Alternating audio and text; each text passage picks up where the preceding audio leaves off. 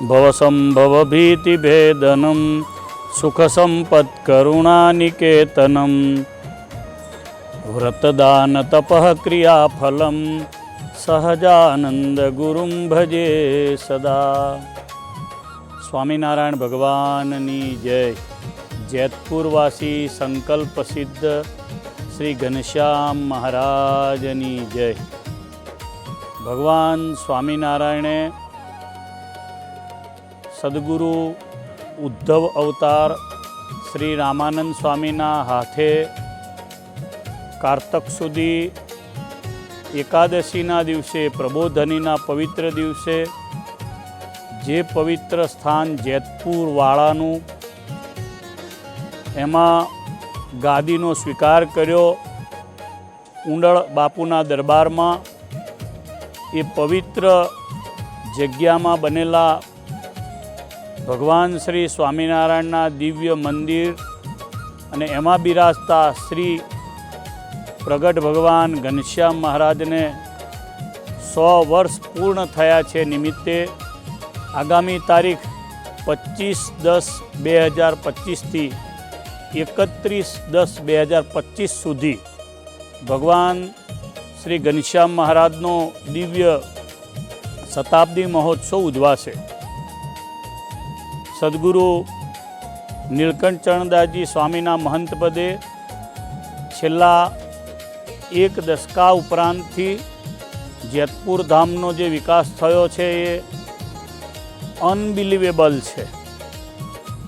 આજથી 50 વર્ષ પહેલાંનું શ્રી સ્વામિનારાયણ મંદિર મૂળ જેતપુરમાં જે આવેલું છે, જે સદગુરુ બાલમુકુદાસજી સ્વામીએ બંધાવેલું છે, એનો ચોક, એનો વિસ્તાર, એના ફળિયા એને જ્યારે જુઓ ત્યારે આપણને સૌને ખ્યાલ આવે કે આજના પરિપ્રેક્ષ્યમાં અને તે દિવસનું કંજેસ્ટેડ મંદિર કેટલું વિશાળ પ્રાંગણ આજે બની ગયું છે।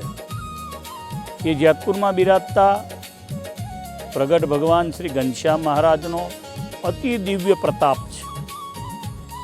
ભગવાન ઘનશ્યામ મહારાજની મહાપૂજા સદગુરુ બાલમુકુદાસજી સ્વામીએ શરૂ કરાવી, પછી પૂજ્ય શ્રી હરિદાસ સ્વામી, પૂજ્ય કોઠારી સ્વામી હરજીવનદાસજી સ્વામી અને પછી પરંપરાના સર્વે બાલમુકુદાસ સ્વામીની પેઢીમાં આવનારા સંતોએ સદગુરુ ગુણાતીતાન સ્વામી અને વડીલ સંતોના આશીર્વાદથી એ સ્થાનનું કાયમના માટે પોષણ કર્યું।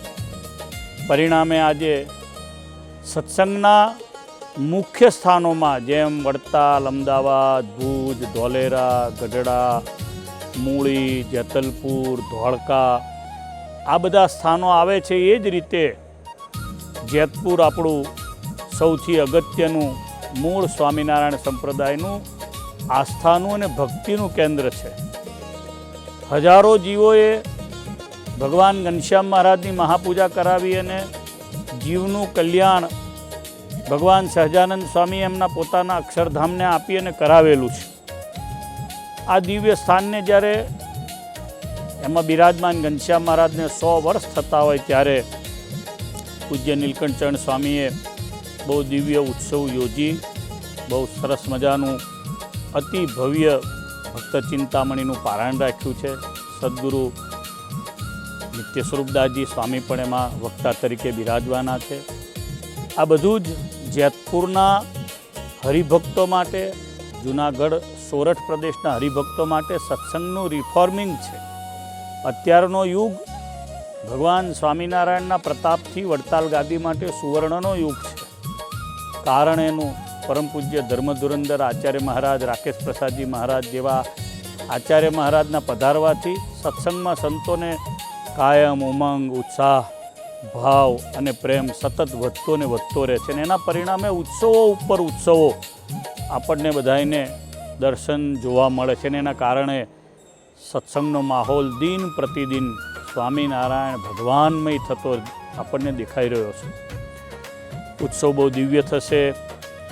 અમે બધા સંતો પણ એમાં જવાના છીએ। આપ બધા હરિભક્તો પણ, સત્સંગીજનો પણ, ધર્મપ્રેમી સજ્જનો પણ બધા પધારજો।